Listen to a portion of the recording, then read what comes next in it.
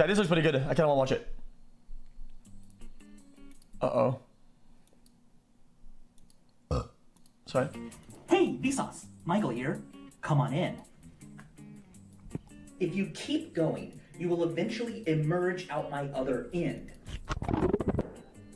And for this reason, it has been said that the human body is like a donut. Yeah, you are just a bunch of meat packed around a central hole. Or are you? Humans have more than one hole, right? I mean, we've got nostrils and ears, the holes we pee out of, the holes we're born from, nipples, our pores. Gosh, there are subatomic gaps between the molecules we're made out of. Where don't we have holes? Well, that is the rub.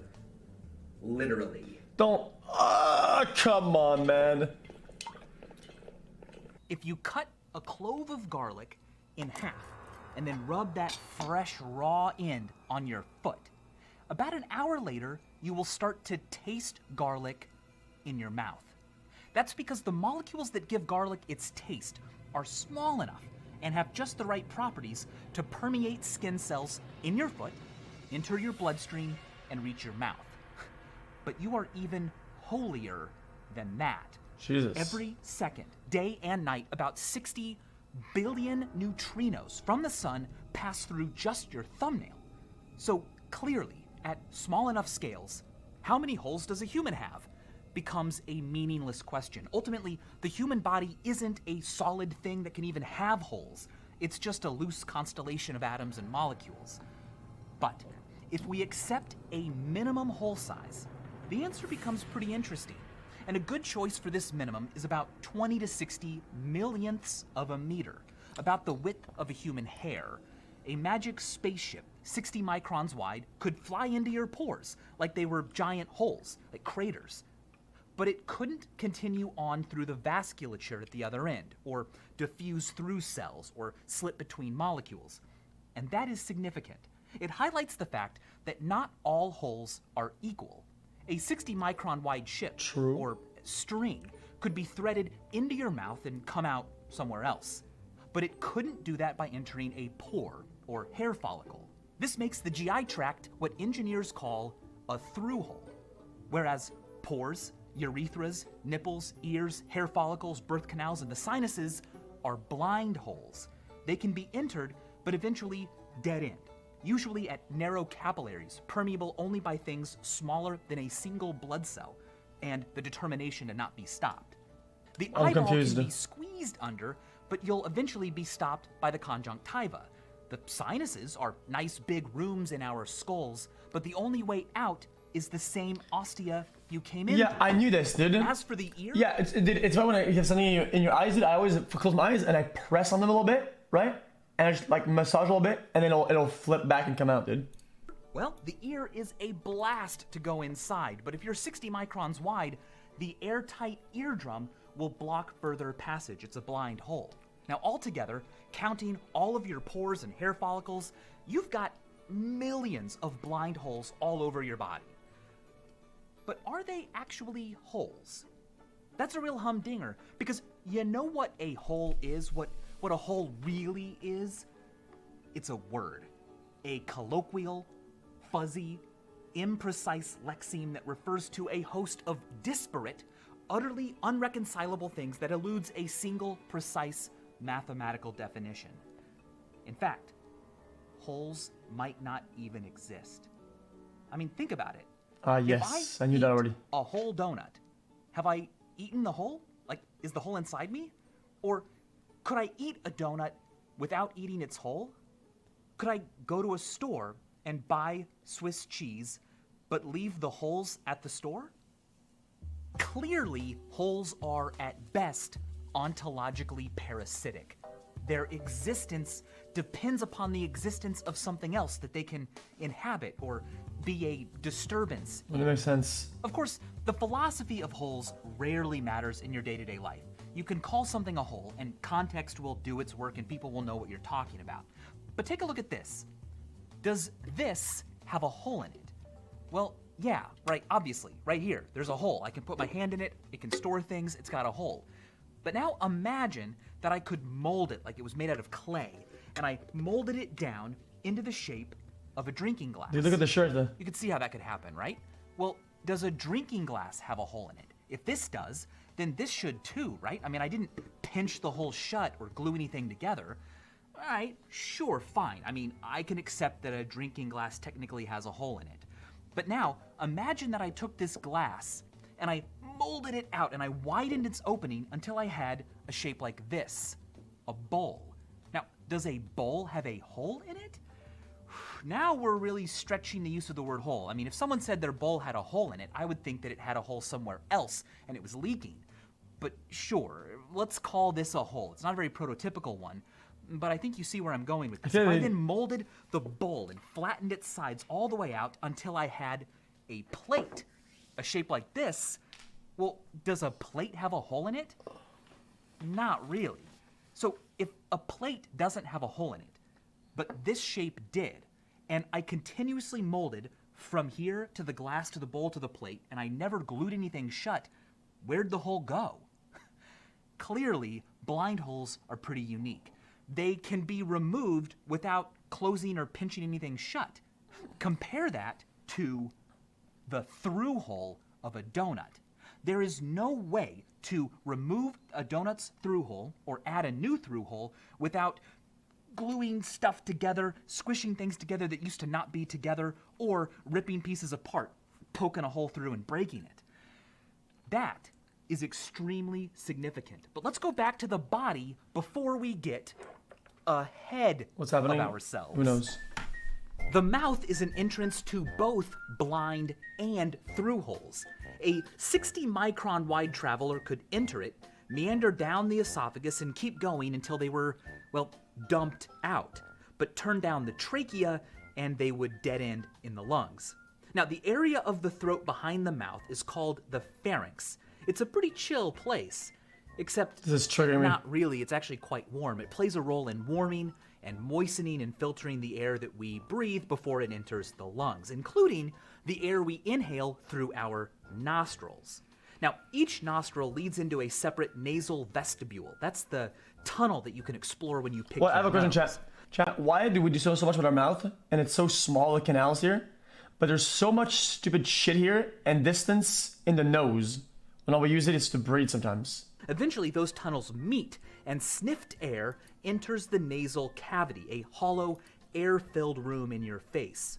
Protruding from the walls of the nasal cavity are mucousy fins called the nasal conchae, or turbinates, that warm and moisten the air that passes around them. From there, the air flows via the pharynx down the trachea.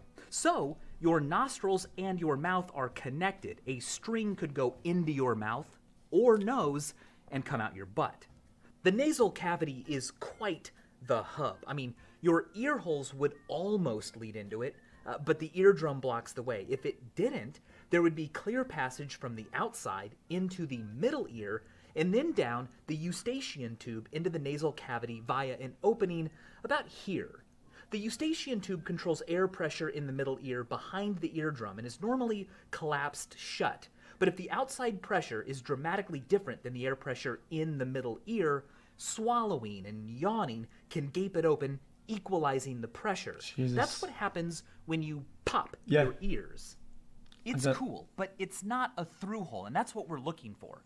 And as it turns out, there are four more orifices that lead from the outside into this place, your nasal cavity. And they are the lacrimal puncta. There is one I knew near that. each of your eyelids. They're tiny openings, about 1/3 of a millimeter wide, into which tears, the fluid constantly moistening and protecting your eyeball, drain. Once inside the lacrimal puncta, tears flow through nasolacrimal ducts, tear ducts, into your nasal cavity. Which is why when you're making a lot of tear fluid, you can get kind of sniffly and have to blow your nose. That's not snot, that's mainly tears. The point is, a 60-micron wide string could be pushed into any of your 4 lacrimal puncta, threaded through your tear ducts into your nasal cavity, into the pharynx, and then pushed all the way out your butt. Pretty cool. That gives us 8 external openings that don't dead end. But how many through holes is that? I mean, How many holes does a straw have? This clearly has 2 holes, but how many does this have? Is it 1 hole that forks? Is it 2 that combine? Gosh, maybe it's 3. Well, what about this? How many holes does this thing have? Or this? Topology can help us answer every single one of those questions. Here, I have 2 essentially identical pieces of material. This is too dank for sure.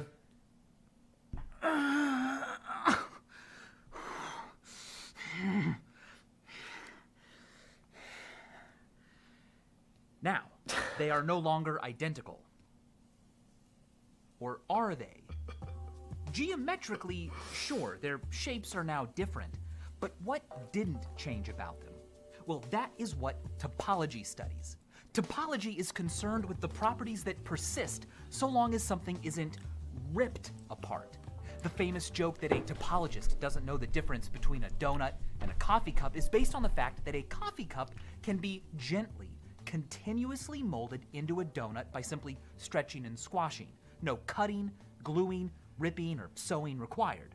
Topologists call these gentle, continuous transformations homeomorphisms, and the cutting and ripping, A lot of words today, huh? gluing that they disallow are exactly the kinds of actions required to make new holes or remove old ones. So since a coffee cup and a donut are homeomorphic, they must have the same number of through holes, and they do, 1. We can now more precisely describe the difference we saw earlier between blind holes and through holes and understand why we are separately counting them. Now, blind holes can be erased through a homeomorphism. As such, topologists don't even really consider them. They're just geometric I disturbances. get it now. Topological holes, on the other hand, cannot be massaged away. And unlike a blind hole, where what qualifies and what doesn't is a matter of opinion, the number of through holes a surface like your body in 3 dimensions has can be clearly defined. If we are having a hard time counting through holes, all we need to we're only do halfway is through. find something with an easy to count arrangement of through holes that it is homeomorphic with. But first, let's play around with some topological puzzles. Here is a 2-holed donut with an infinitely long, unbreakable, unmovable rod through one of its holes.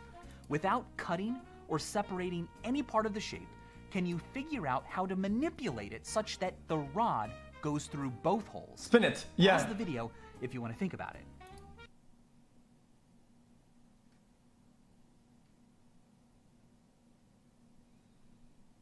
No, I got this.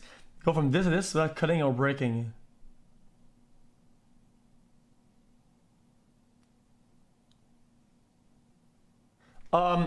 Wrap, then surround it. Remember this shape? It looks like it might have 3 holes, right? It's got a hole there, a second hole there, and a third hole here. But if I flatten it, you can see that it only has 2 holes. It has one there and one there. If the rod is threaded through the shape such that one wire is in front, and I choose one of the other wires to be the middle of the donut, for example, this one, then the rod passes through just one of the 2 holes. But if I choose the wire in the front to be the middle of the donut, well then, the rod is seen to be passing through 2 holes. Likewise, if you continuously deform our original 2-hole donut into the 3-tubed thing and pick this tube to be the new middle, ta-da, the rod is now going through 2 holes. No cutting or gluing required. One more puzzle. Without cutting or breaking, can you unlock this shape's intertwined loops? Well, pause if you want to figure it out yourself. Here's a solution. Simply inflate the bulb of the shape until you can skate a leg of each loop around until they're untangled and ta-da. Okay, dude.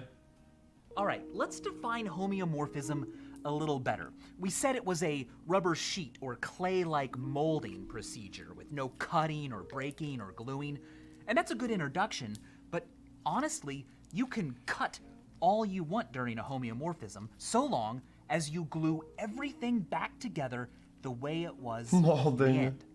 More precisely, touching. a homeomorphism is a bijective and bicontinuous function. It's a function because it is a list of ordered pairs, where each point starts is paired with where it goes. Requiring that it be a bijection means that it must be a special kind of function, where there is a one-to-one correspondence between points in one object and in the other. No two points can map to the same location, and no point can get magically turned into multiple new points. Basically, material cannot be added or subtracted. Bicontinuous means that any cuts made must be later mended perfectly, with points going back amongst the same neighboring points they had before. In a homeomorphism, if parts are scooched over, everything else must flow with the scooch, as if all the points are kind of sticky. There is no smooth sliding along abrupt fissures. The precise test for whether a function is bicontinuous is pretty cool. Now, first, I consider a point in one arrangement. Now, where the function takes that point is its image. Okay, now I choose some neighborhood around the image with a radius larger than 0, and I consider all of the points within it. If the function is continuous in this direction, I should be able to find a neighborhood around the pre-image, the input point, that only contains points that map inside the image's neighborhood. In this case, I can. But in this case, we've got an original point and where it went, but given a neighborhood around where it went, every neighborhood around the original, no matter how small, will always contain some stuff that didn't make it over, which means points got separated but not put back, so the function is not continuous. Bicontinuity means that a function must be continuous in both directions. Okay, now that we can homeomorphize, let's start using it to count holes. Remember this shape? It wasn't immediately obvious earlier how to count its holes, but it is easy if we can use a homeomorphism to turn it into something with an easy to count number of holes, which we can. Both of these shapes are homeomorphic. They both have 2 holes. To see why, simply drag and mold and flow the opening of one of this shape's holes into the tunnel of the other, and there we go. Since we didn't cut or glue, the number of holes hasn't changed. So this thing, just like this thing, always had 2 holes. Okay, what about a straw? Well, sure, informally it can often make sense, depending on the context, to differentiate between 2 openings. Oh, he lost me, didn't he? The one you put in your drink and the one you put in your mouth. A straw's but that one. does not mean it has 2 holes. It only has 1. A straw is homeomorphic to a torus. Both openings are part of the same single hole, but this process is a homeomorphism and thus does not create any new holes. You can also see that openings aren't holes by stretching one of the straw's openings until it becomes the outer part of a donut. There really was only ever just one See, now hole. I get it. But enough about straws. Let's get back to the body. We found 8 external openings, orifices, interconnected by tunnels. But openings aren't holes, they're parts of holes. And we can count those holes. As it turns out, at a scale of 60 microns, the human body has 7 through holes. The human body is not a donut. It is a 7-holed donut. This shape can be molded and stretched into you. First, we choose a hole to be the GI tract, the mouth-anus tunnel. Now into this we roll half of the other orifices. Okay, now we've got something that looks pretty dang human. 7 holes with 8 external orifices that meet in a common space, the nasal cavity. If we squish all the matter in towards the tunnels, we'll notice that our 7-holed torus is topologically equivalent to 4 pairs of pants sewn together at the waists. Your body isn't a donut, it's a bodysuit for a spider. Okay, now to finish, let's make 2 of the legs the nostrils, and 4 of them the tear ducts, 1 the mouth, and inflate the material into the form of a head. Now let's inflate the boundary of the final tube into the shape of a body with its opening in the rear, and we've done it.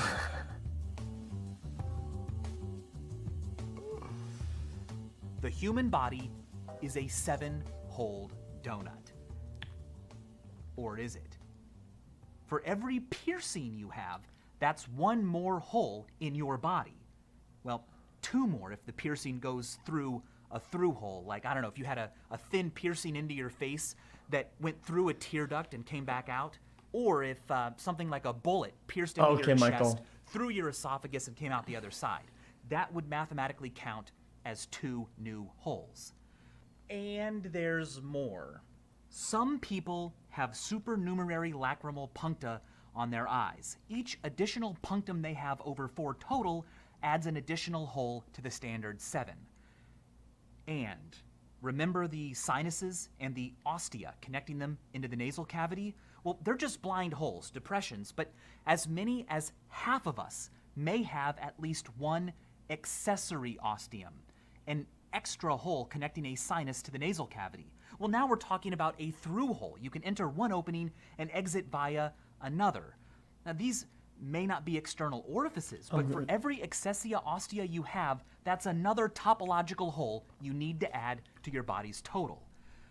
The thing is, though, most of us have no idea how many accessory ostia we have, unless you've had serious sinus problems or have had extensive scans of your nasal region that have been studied from multiple angles. So, to answer this video's question, the human body has millions of blind holes, like at least 5 million, and at birth, 7 through holes. It would be better if there was a clear answer that applied to all of us for our entire lives, or if finding out how many you had right now was easier. But you'll have to spelunk in your sinuses to know for sure. And that's beautiful, isn't it?